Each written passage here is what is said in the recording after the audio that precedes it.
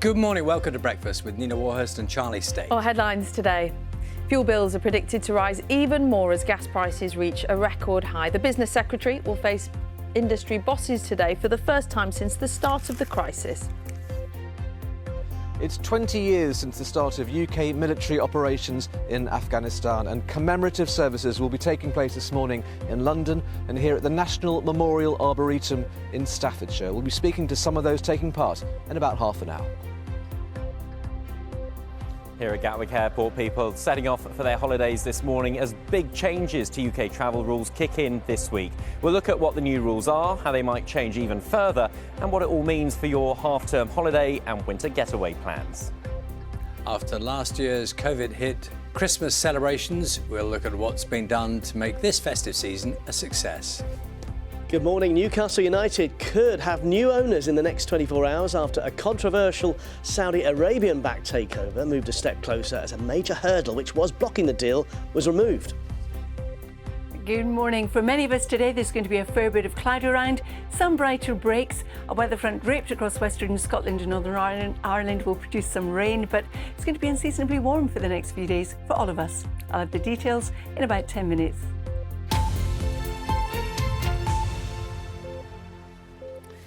It's Thursday, October the 7th. Our top story, householders are being warned their energy bills could rise by another £400 early next year after gas prices soared to record levels. That's on top of rises caused by the higher energy price cap that came into effect last week. The Business Secretary, Kwasi Kwarteng, will face industry bosses later today as the sector deals with an unprecedented spike in wholesale costs. Kevin Peachy has this report. Just like the season's weather, bill payers are being warned the worst is yet to come. A host of energy companies have collapsed in recent weeks. Their customers, moved to a new supplier, are already having to pay hundreds of pounds more a year than they expected. A price cap does protect millions of people from extreme rises in bills, but analysts say next year they'll still face a bill shock. Under the price cap, a customer now pays £1,277 a year if they use an average amount of gas and electricity. Analysts expect that typical bill to rise to £1,600 when a revised but as yet undecided cap starts in April. Compare that with a year ago when you could have got a deal costing just over £850 a year. We're competing with the rest of the world, the rest of Europe for gas supplies. Unfortunately, it's the reality. Price comparison sites would historically talk about how much we can save you by switching. But the reality is that's not there at the moment. And very, very few people for the whole of this year really have been in a position where they'd be able to save compared to last year. Steel producers confirmed they'd halted production at times of high demand, showing that industry as well as consumers is feeling the impact of rising costs.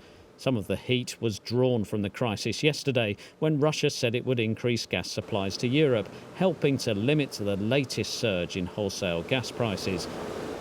But it hasn't ended calls for the UK government to step in. The Business Secretary will be expected to address concerns of the energy sector today, but then also the worries of businesses and consumers in the weeks to come.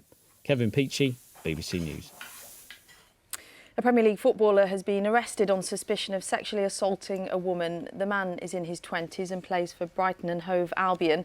He was arrested at a nightclub in Brighton early on Wednesday. The club said it was helping police with the investigation. Prince Andrew's legal team has been granted permission to review a sealed document they believe will end the sexual abuse lawsuit against him. The document details a settlement between the Duke of York's accuser, Virginia Giuffre, and the convicted sex offender, Jeffrey Epstein. The Prince has categorically denied Ms. Giuffre's claims. New research shows that people who've had COVID, as well as being double vaccinated, have greater protection from the virus. A study run in collaboration with King's College London researchers found that an individual's protection against the virus can be as much as 94% if they've tested positive in the past and received both jabs. That falls to 65% if a person is unvaccinated. Ministers in Northern Ireland are meeting today to review coronavirus restrictions. People are currently still required to socially distance in pubs and restaurants, and indoor gatherings are limited to 15 people from 4 households. The hospitality industry in Northern Ireland has been calling for remaining restrictions to be scrapped. Any decisions made today will come into force in a week's time. Now, 9 months after it was rolled out, the AstraZeneca COVID vaccine has finally reached the Antarctic. It was flown there this week to immunise the 23 staff members who've been keeping a British research station running through the polar winter. Our science correspondent Jonathan Amos reports. It is literally at the end of the Earth. This is the Antarctic, a place of extremes where you really must avoid getting sick. Which is why the arrival this week of the AstraZeneca COVID vaccine is so important. It'll keep those who work on the White Continent safe. Getting the coronavirus jabs there, however, has been a grand challenge. It's a 10,000-mile flight from England to the Rotherham station, with stopovers required in Africa and the Falklands. But the AstraZeneca vaccine is now in the arms of the scientists who reside on the Antarctic Peninsula during its cold, dark winter. They know it helps protect them in case the COVID got to the station. But also, they're going to be leaving in the next few months anyway, so that group is going to do their summer season at Rotherham, and then they're going to go back. And perhaps one of the scariest parts is when the team come in and get back into UK society, and COVID really is a thing with so many cases per day. So we're protecting that team before they have to get back on the air bridge flights back to the UK and back to see their family and friends. This is the furthest south the AstraZeneca jab has reached, and it means all continents have now received at least some doses. There's been very little COVID so far in Antarctica, just one isolated outbreak at a Chilean research station.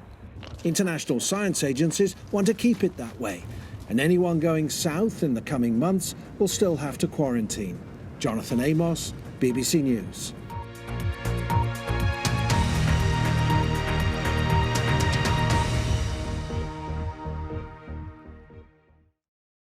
See the headlines as they happen and watch BBC News live in the app and get the full story with bbc.co.uk/news. Follow the story for all the latest with BBC News.